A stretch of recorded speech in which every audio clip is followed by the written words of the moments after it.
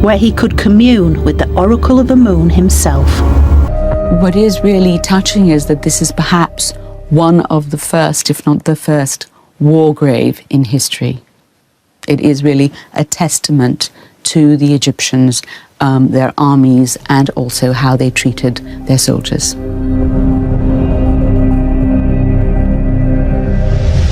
There's war even at the dawn of Egyptian history, under the reign of King Narmer. He wants to conquer the Nile Delta in the north. In the Egyptians' view of the world, the north is at the bottom, since this is where the Nile flows into the sea. For us, an unusual perspective. Back then, Egypt is divided into two territories. Narmer rules over Upper Egypt. His goal is to subdue the principalities of the Delta in the north, not least because of the important trade routes leading from there to Palestine and Syria. Narmer raises a small army, probably only a few hundred men, and attacks Lower Egypt. Relics such as the so-called Hunter's Palette give a detailed picture of what the warriors looked like in Narmer's time and what weapons they used. The overall image is quite different from our perception of ancient Egypt. In modern times, Egypt is often portrayed as inherently peaceful. But if we take a closer look at texts, pictorial evidence, and archaeological finds, we have to acknowledge that war and violence played a significant role in ancient Egypt.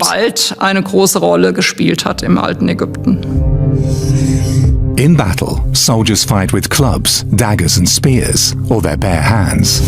Bound prisoners are led away. The fallen enemies are left to the vultures.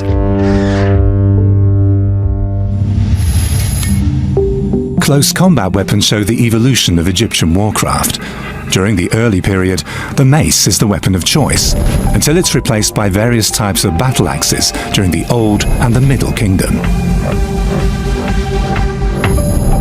During the New Kingdom, swords become ever more present. The most famous variant is the sickle-like kepesh. Yet for a long time, the most effective weapon is the bow.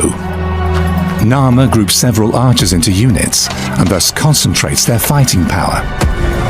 He's considered one of the first commanders to create an organized army.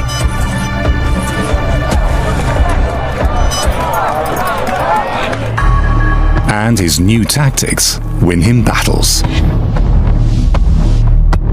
as is testified by a unique object, the Narmer Palette. It shows the king as a triumphant warlord. Narmer is shown about to slay a prisoner with a club. Or is there another message underneath this image? On the Narmer Palette, King Narmer is represented holding the mace from the middle of the shaft. In this position, he would not be able to give a deadly blow to his foe. And we may not forget that the prisoner in front of him was a compatriot. So this was a gesture that should threaten, and it was not intended for the kill. It's a demonstration of power that goes down in Egyptian history as the ritualistic slaying of the enemies. Over time, variations emerge. In his raised hand, the pharaoh holds a club, or sometimes a sword or a spear, while with his other hand, he grabs one or even an entire bundle of vanquished enemies by the scruff of the neck. It's a gesture of absolute dominance that becomes a trademark of the ruler, with a clear message: don't mess with the pharaoh. King Narmer's show of force finally leads to success. Around 3000 BC, he succeeds in uniting Upper and Lower Egypt. It's the first nation-state in history. Egypt's first capital is built at the intersection of the two halves of the empire, Memphis, called the Scales of the Two Countries. It's the most important strategical point in Egypt. It's also the headquarters of the army, the guarantor of Egypt's strength and unity. From now on, the world beyond Egypt is divided into friend and foe.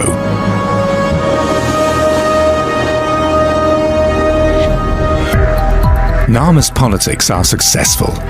Over the next 3,000 years, the empire endures. Unification is followed by recovery.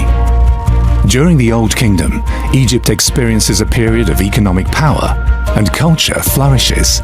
Its most visible expression, the mighty pyramids of Giza. The most famous pyramid is built by Pharaoh Khufu, also known as Cheops. Yet he's not just a great builder. Khufu also sends expeditions to neighboring areas. His men are to procure rare pigments, which the pharaoh intends to use for the decoration of his new buildings. Local scouts help find the way through the endless Libyan desert. For this important task, Khufu uses his best men, his soldiers. For the Egyptians, the army was not used only for warfare. In fact, it is like modern Egypt, where you will have armies building roads, digging canals, making bridges, going on expeditions. So for ancient Egypt, the army might go to get gold, or it might go to get stone, or it might go to explore for geological things or where people are. So all of these expeditions were also things that the army did in addition to providing useful services. The Egyptians developed sophisticated logistics to provision such expeditions. However, camels that can go for weeks without water do not yet exist in Egypt. Instead, donkey caravans are sent ahead. They deposit water supplies every 70 kilometers. Thus, an expedition will have water without being slowed down by the heavily loaded donkeys. The remains of these water depots can still be found in Egypt today. One of the destinations of the Khufu expeditions is the Dakhla oasis in the Libyan desert, more than 350 kilometers from the Nile. It serves as a base camp for surveys into the surrounding countryside.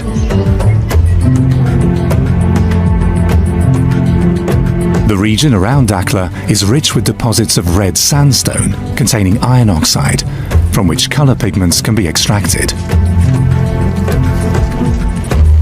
Impatiently, Khufu awaits the raw material he needs for his architectural visions. His soldiers have completed their task. They bring back the precious color pigments by the basketful. Trade expeditions remain of high importance to the Pharaonic Empire. These expeditions are a very important part of the Egyptian economy. The logistics must have been enormous. There were often hundreds or thousands of men sent out into inhospitable regions, into the desert or across the Red Sea to Punt. Alas, where Punt was located is no longer known. Temple reliefs record an expedition to the legendary land of incense. On ocean-going ships, the Egyptians set out on the long journey.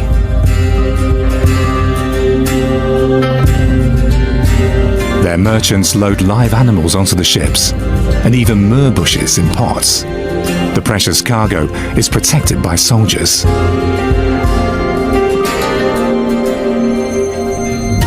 Expeditions are sent in all directions, deep into the western deserts and to the shores of the Red Sea. They also regularly go to Sinai, where copper and turquoise are extracted.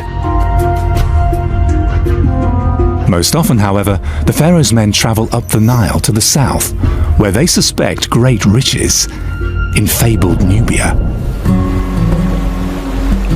Near the southern border of the empire, close to the city of Aswan, lies the island of Elephantine. It's the starting point for expeditions to the neighboring country. However, relations between Egypt and Nubia are checkered. Yet Egyptians regularly head south in search of rare goods. Their curiosity about the mysterious land from which the Nile flows to them is boundless, and Nubians are highly esteemed as trading partners. In times of peace, the Egyptians had constant trade relations with their neighbors, and interaction was certainly on an equal footing. The Egyptians were particularly interested in luxury products and exotic objects from neighboring societies, and they even imitated them. Nubia is important to the Egyptians because it's a hub for transshipping goods from all over Africa. From here, rare oils, ivory, ebony, and strange animals reach the Egyptian homeland. But above all, gold, the element of the gods. Egypt itself has no large gold deposits. Nubia, on the other hand, has rich mines. It's also called the gold land of the pharaohs. The pharaohs acquired the precious metal either by trade or by sending their soldiers to mine it directly in the Nubian deposits. It's probably gold from Nubia with which Khufu has the top of his great pyramid covered.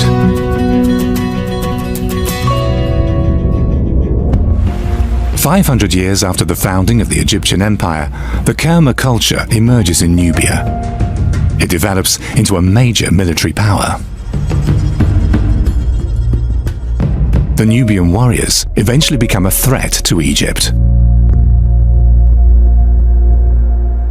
The king as a warrior was basically keeping the foreigners at bay and keeping Egypt's boundaries safe. And the foreigners are representative of chaos. They're not Egyptian, and they want Egypt. That is a chaotic thing to do, and therefore they have to be controlled. The Nubians are one of the three arch-enemies threatening the Egyptian Empire.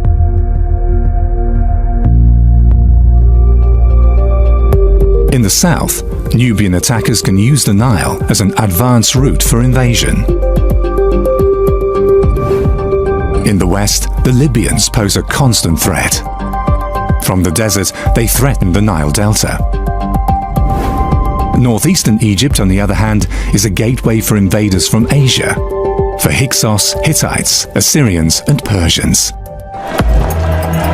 Yet it's not foreign invaders, but throne disputes and civil wars that lead to the fall of the Old Kingdom.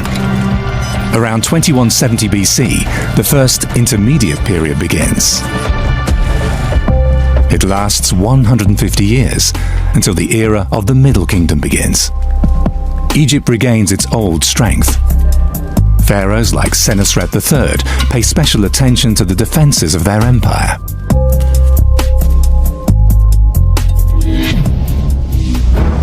Along the border with Nubia, their new strategy becomes apparent. Giant fortresses signal to any stranger, from here on, not one step further.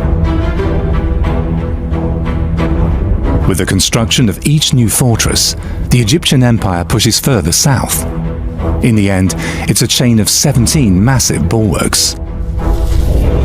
They're meant to keep the southern neighbors at bay and secure access to the Nubian gold mines.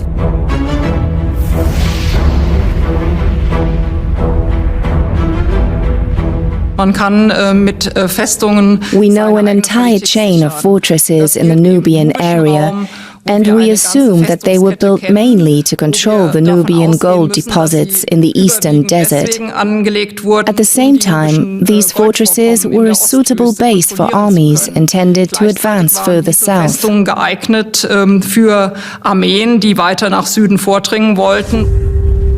After the fall of ancient Egypt, the ruins of the forts along the Nile remain for millennia. Yet, following the construction of the Aswan Dam in the 1960s, the former fortifications disappear forever, flooded by the artificial reservoir.